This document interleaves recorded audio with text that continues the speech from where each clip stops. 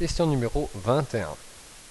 La partie du pavage représentée ci-dessous est constituée de losanges, tous identiques au losange ABCD.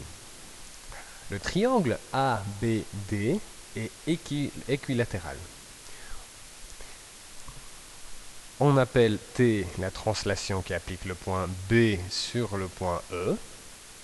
Hachure en rouge l'image du losange ABCD par la translation T.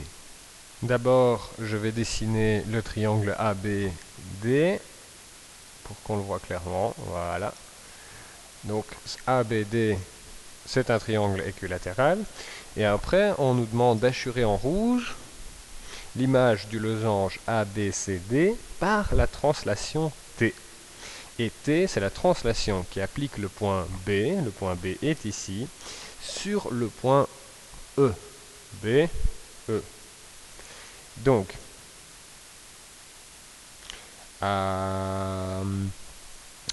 vu que B se trouve sur la droite, ça veut dire que B, le B', ça devient E.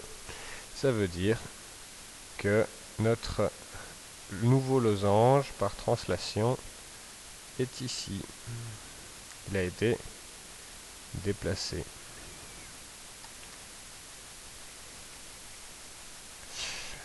Et voilà. Ting. Appelle S la symétrie centrale de centre B et hachure en bleu l'image du losange ABC D par la symétrie centrale S. Alors, le centre est là, il est B. On a donc notre losange ABCD juste là. Et ce qu'on nous demande, c'est une symétrie centrale. Une symétrie centrale, c'est comme si on mettait un miroir en B. Et un miroir en B, bah, ça nous donne ce losange là. Et on l'hachure. Ding ding. Alors, on appelle R la rotation de D qui applique toujours le point B, mais sur A. B, A. Hachure l'image du losange ABCD en vert, voilà, on a le vert, et par rotation R.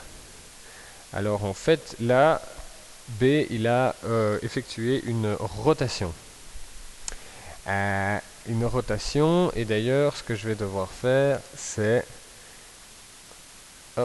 créer un deuxième triangle ici, parce que le losange a subi en fait une transformation centrale, une rotation. En fait, il a bougé, et ça par le point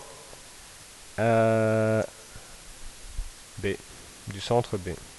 Et donc, notre nouveau losange, il est ici. Vous voyez comment il a pris une rotation? Par contre, il faut le créer. C'est la seule chose obligatoire. Il faut encore déterminer sans mesurer l'amplitude de l'angle de la rotation R. L'amplitude de l'angle de rotation R, en fait, ça c'est facile. Pourquoi? Parce qu'on vous a dit depuis le début que ABD, c'est un triangle équilatéral, et que dans un triangle équilatéral, on a toujours les mêmes amplitudes de l'angle, c'est-à-dire 60 degrés. 60 plus 60 plus 60, ça vaut 180. Et on justifie, comme je viens de le dire. ABD est un triangle équilatéral.